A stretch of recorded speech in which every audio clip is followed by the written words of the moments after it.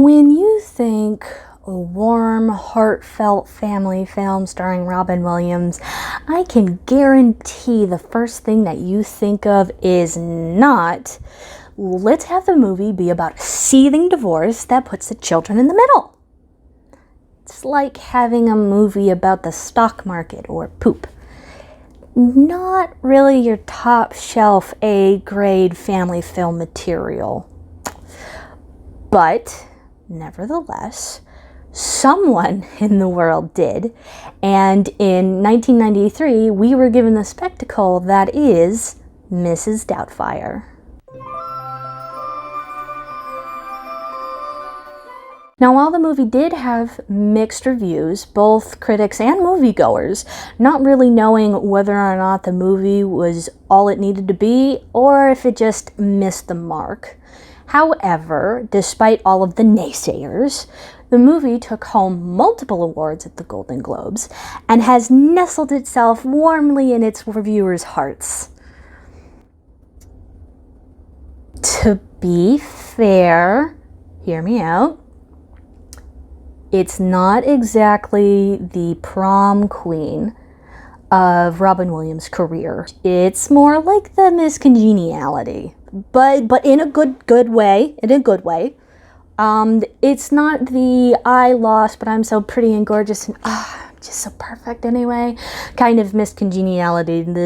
It's more of the I'm actually really, really good, but I can also be kind of sweaty and awkward, and that's why I didn't win kind of way.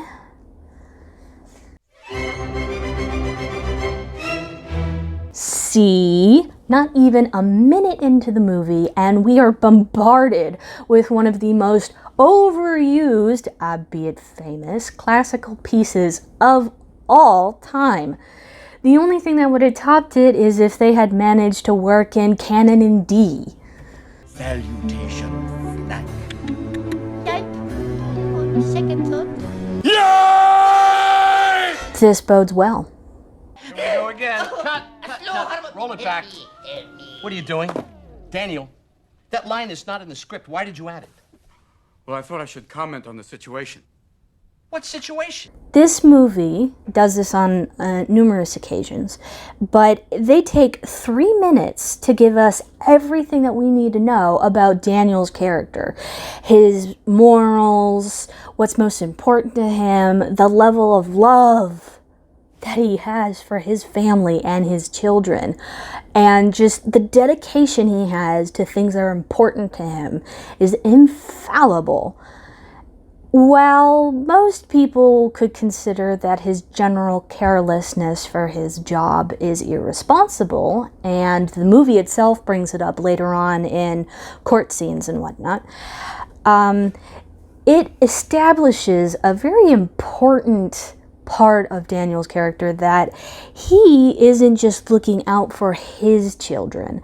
It's not just his kids that he's worried about.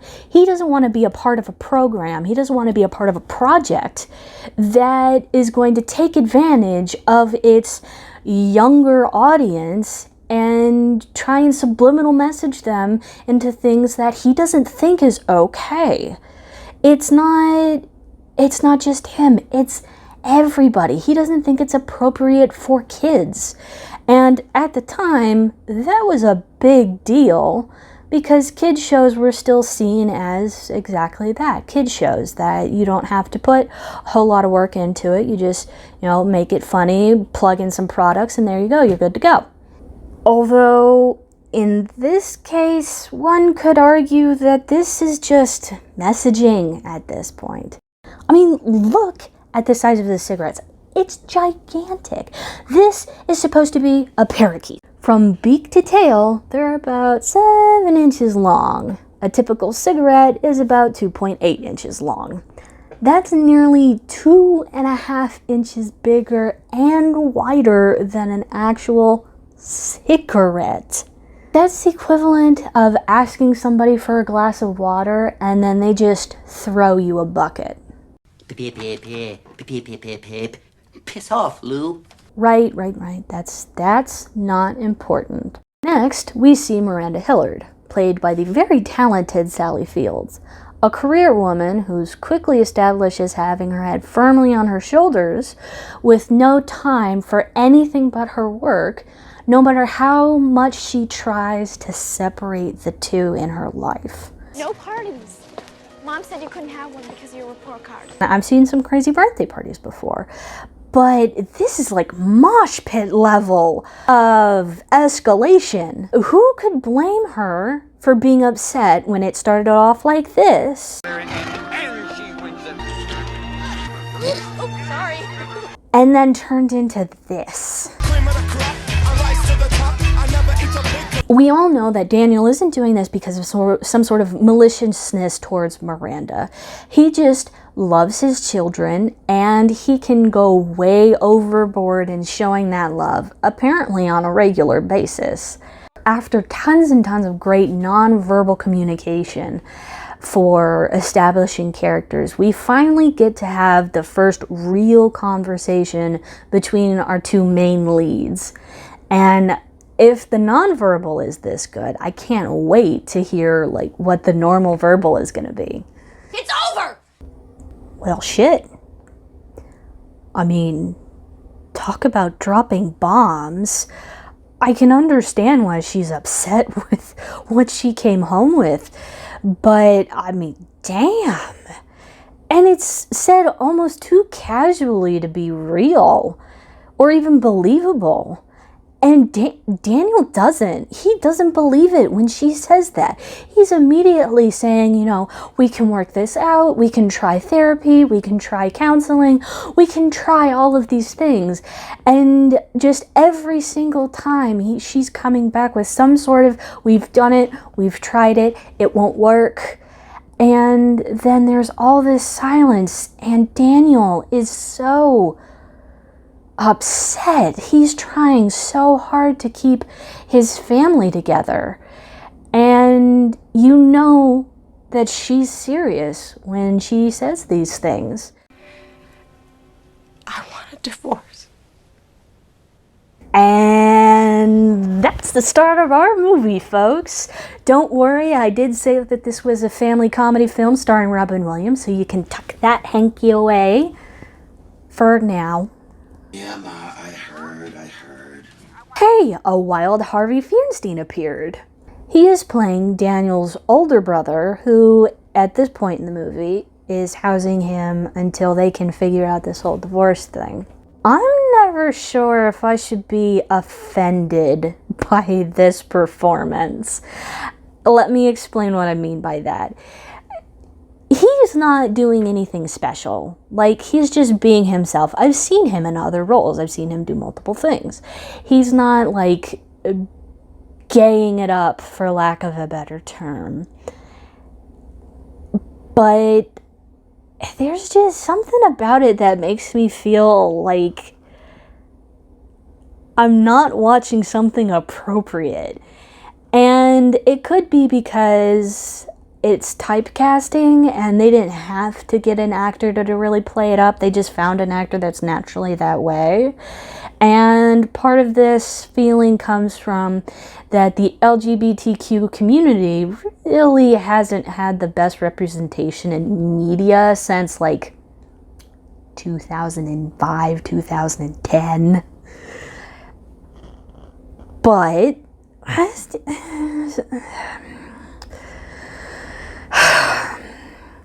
I need something that's less awkward to talk about before I offend more people. God, please, distraction. Miranda? Oh, thank God. Somebody from the pop department gave Martin Mull a cardboard cutout of Pierce Brosnan to break up the tension. At least I think that's a cardboard cutout. I don't know, it moves really realistically. I'm sure he comes up later in the movie. We'll see him again. I'll see if I can try and see him better. Now, onwards we fly to our oncoming scheme that is our plot. After some fairly realistic interactions between Daniel and his kids about how custody works, how they feel it's working, how he feels it's working, we get to see that Daniel takes the reins of fate and just says, "Hi-yo, Silver, motherfucker!" I will say that while this sequence is hilariously mean-spirited, it does show that Daniel does pay attention to Miranda's wants and needs, especially when it comes to her children. He knows exactly what buttons to press that will put her in the prime mental headspace for him coming in the kill, as he goes from all of these horrible, just awful people characters to a Mary Poppins-esque English woman come to sweep her kids away and make everything better.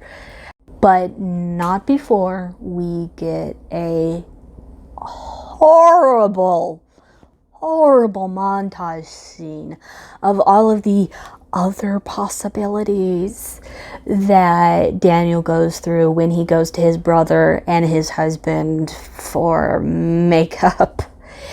I know that a lot of people like this sequence, and I'm pretty alone on this boat of hate. But it's so unnecessary. There are some things in a movie that are unnecessary, but they feel fun, or they serve a purpose that's not necessarily driving the plot forward, but some sort of something else. When it's just dead weight, like you can literally cut it out of a movie and throw it to the side, miss nothing, that's when I have very little tolerance for scenes like these. It's unpleasant, it takes way too long, and the thing that's important during this sequence is the reveal of Mrs. Doubtfire. You don't necessarily need to have, ooh, this doesn't work, ooh, this doesn't work, ooh, this doesn't work, ooh, this doesn't work. All you need to do is just show them going through the steps of doing the bodysuit, doing the plaster, doing the hair, doing the, dentures. They do all of that, most of that. And it's fine. Then you get the big reveal of Mrs. Doubtfire when she finally shows up to meet the kids. And it is amazing. It looks great. You didn't need all of that other stuff. It's just stuff. We are also pretty immediately introduced to how Daniel has the character Mrs. Doubtfire and also himself, and that throughout the film those two are not blending fairly well when it comes to Miranda. They tend to be pretty exclusive to each other as far as train of thought is concerned. And this is the first time that we really see it, but is definitely the most appropriate feeling and not quite so harsh, is when Miranda starts bad-mouthing Daniel, and then Mrs. Doubtfire immediately comes in and says, "I don't think this is the appropriate time or place with your kids right there. You shouldn't do that." And Daniel had just done that himself, and he took that reaction that came from everybody, and he's trying to use it to better their environment, because he's also using this, and we see later, for the rest of the film really, that he's using Mrs. Doubtfire to make himself a better person. And the first time we see them, he is already in that gear. He's already shifted into that gear of, I'm using this to help my family in ways that I can't help them.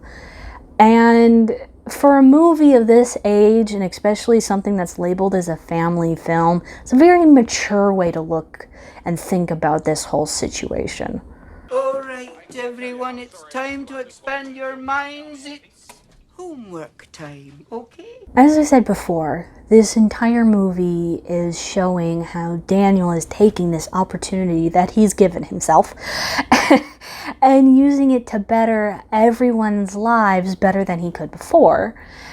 And partially that's because he's coming in as a fresh person. The first day on the job, Mrs. Doubtfire tears up all of the foundation that he had laid about, you know, the laxity with chores and homework and food, and immediately goes into fixing that and makes it priority and routine that those are now important. You do those, you work on those, they are part of your day, do it.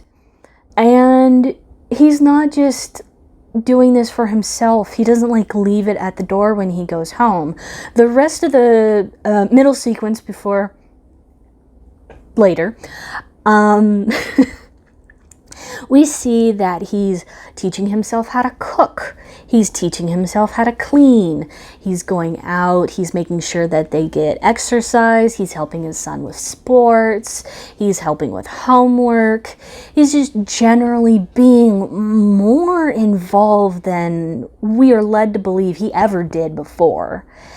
And it's refreshing to see a male character taking on a female role and using that to better themselves, and not out of spite or need, just to be a better person for his kids.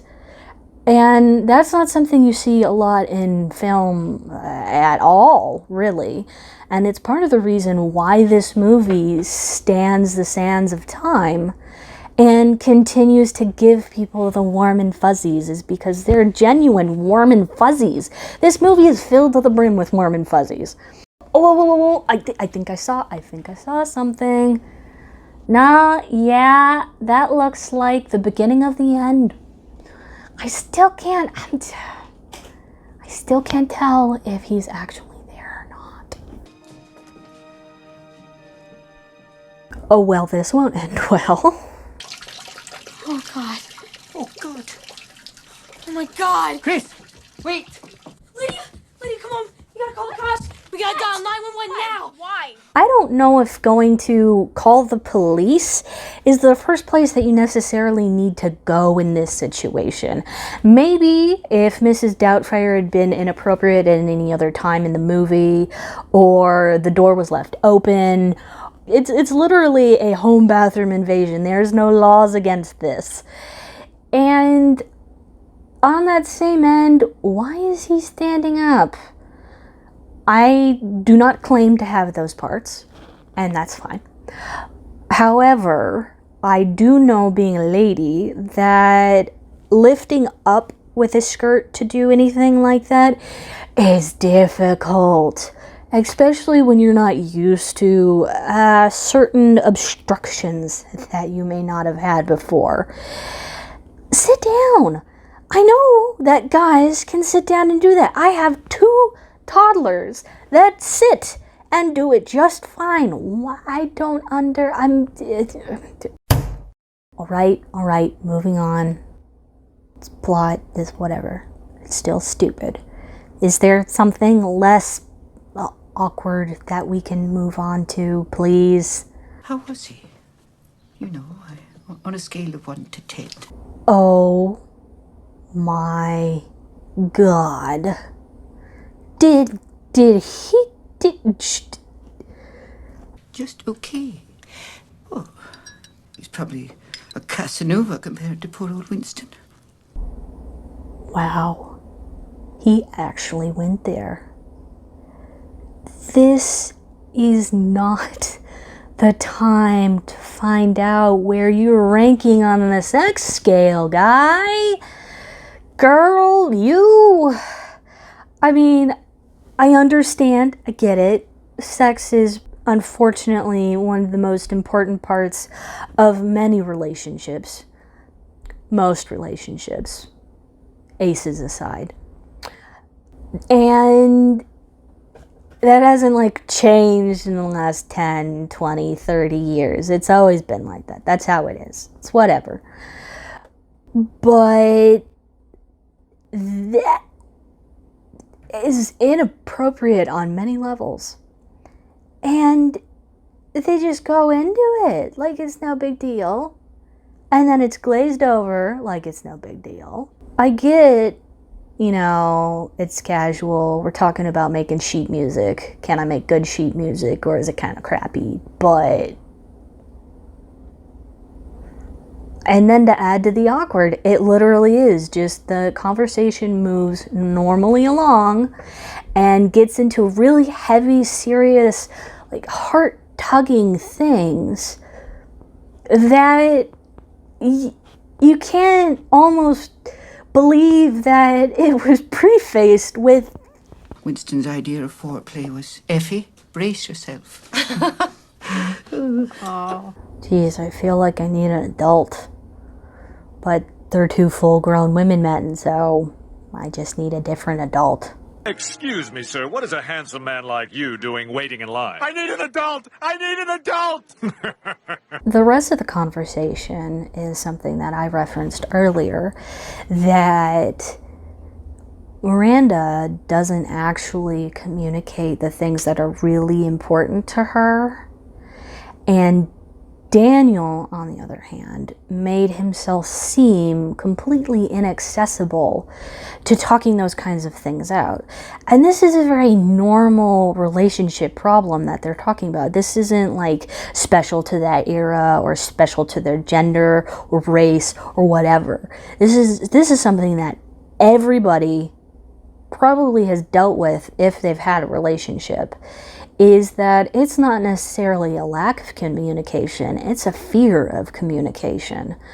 She has spent nights crying herself to sleep and trying to be the good guy when she can't seem to manage to do it at all because Daniel is making it feel absolutely impossible, whereas Daniel is so blindly being himself that he doesn't even see that he's making her feel uncomfortable like this. And he is always being the jokester. He is always doing the jokes and being lighthearted. We don't talk about the serious things because we don't have time for the serious things. It's no big deal. And you find out that they really didn't talk about anything that really mattered in the relationship. That all of that trying that she said that they've done didn't really happen, and that's why nothing really got fixed. And you can see that this is one of those moments where Daniel has a really hard time keeping it together and being Mrs. Doubtfire. When he's realizing that he made her feel isolated, and there's nothing he can really do about that to fix it. He can always continue to try and be a better person in the future, but for so many years, he's just having to come to grips with that reality. And that's heavy stuff for a movie that's meant for families and kids and, you know, immature stuff. Moves off the portfolio.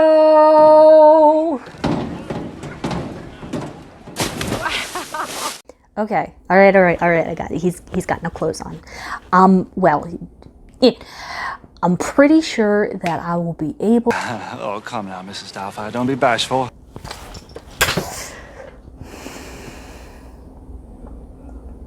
Nope. It sounds like he's actually making a good performance-ish. He sounds like a human. He doesn't look like a human. It's just a beep, boop, boop, bop. Moving on. Hey, it was a run by fruiting. I'll get them, sir. Don't worry.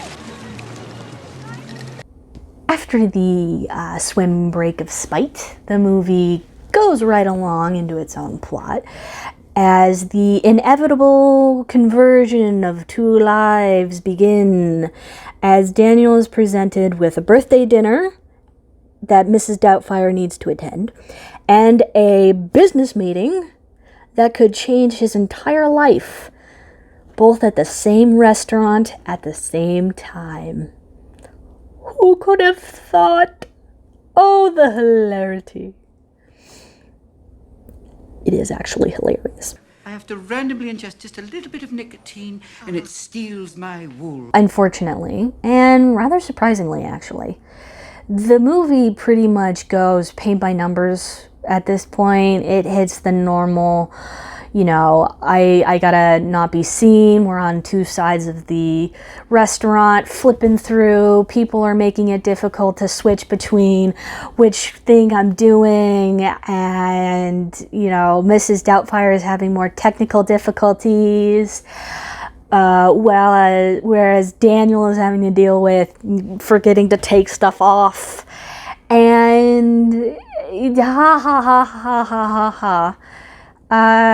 except for one minor outside the lines part, is when Daniel puts pepper in Stu's food, which Stu said that he was allergic to.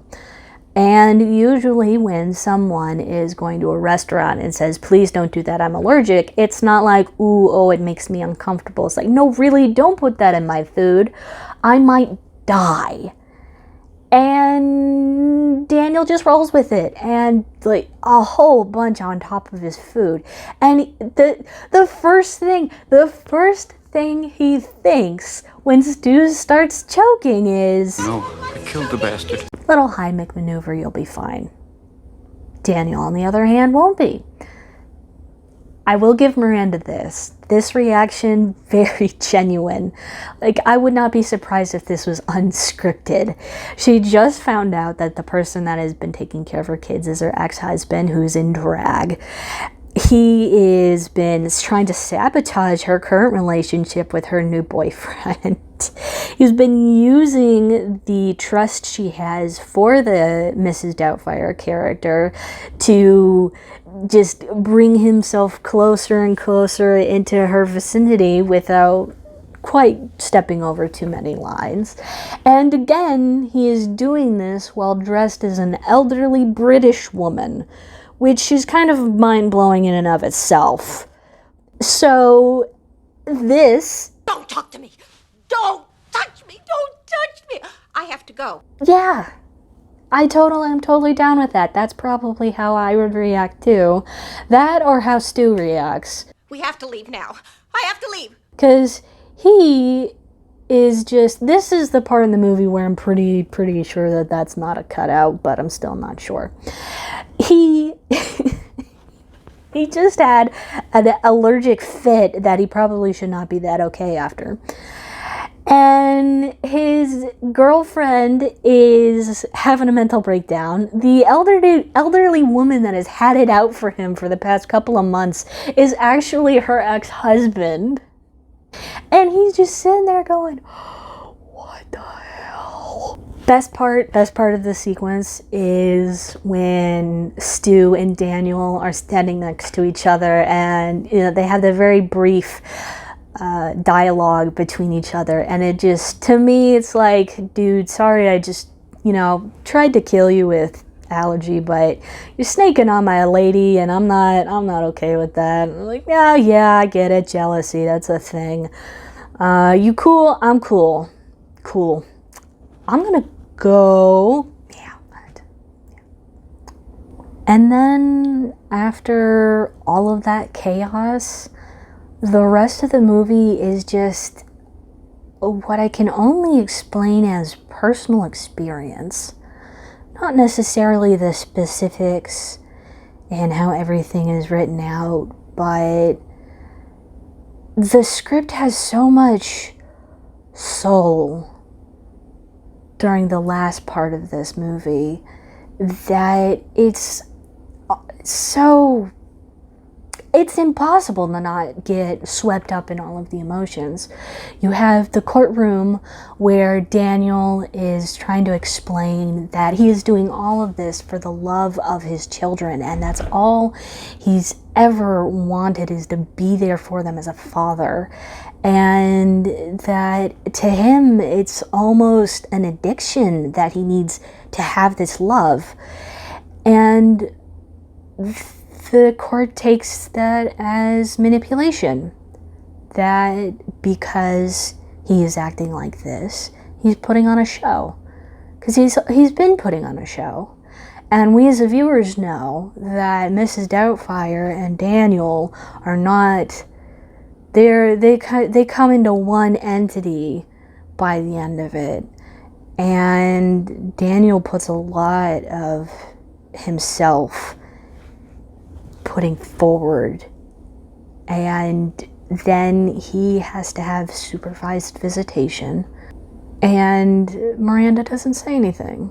She's silent throughout this whole ordeal. Then we see that she realizes that the kids need their dad somehow, some way. At first they need Mrs. Doubtfire, they want Mrs. Doubtfire back. And then she realized that it's Daniel that they need. And they have a very grown-up, mature conversation that's mostly off-screen. And the movie ends without them getting back together. Again, for a family film, that's a huge differentiation of genre. That's usually more adult films that the parents don't get back together. In children's films, you're used to the fairy tale ending where everybody's sunshine and roses and mommy and daddy love each other. And the kind of thing that makes it difficult for kids to understand that you can have separate homes, you can have different homes and it still be a family. It doesn't have to be that white picket fence picture that everybody talks about. And there's a beautiful, beautiful monologue that Mrs. Doubtfire delivers on her show to a little girl who is going through her family having a divorce. You know, some parents, when they're angry, they get along much better when they don't live together. They don't fight all the time, and they can become better people and much better mummies and daddies for you. And sometimes they get back together. And sometimes they don't, dear. And if they don't blame yourself. Just because they don't love each other anymore doesn't mean that they don't love you.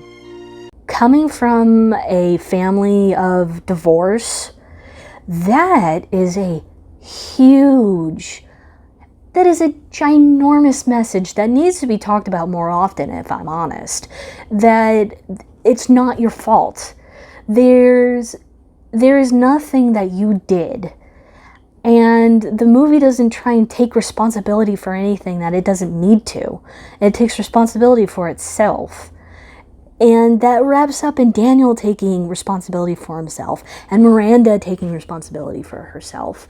And just everybody just tears up into this weird taking responsibility for the people we've become. And that message is phenomenal. I don't really have any more that I can say about this. I'm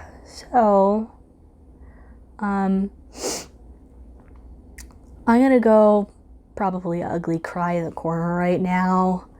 So, stay safe, stay sweet, and please remember. All my love to you, Puppet. You're going to be all right.